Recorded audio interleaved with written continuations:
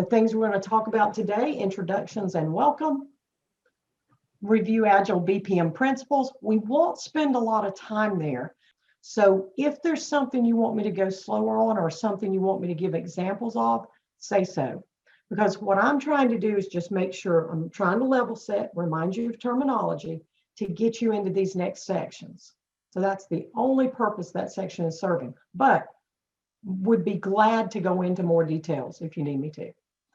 Beginning the sprint, refinement for an Agile BPM sprint, finishing the sprint for Agile BPM, backlog management, like how do you manage a backlog and how do you move things through from idea to user story?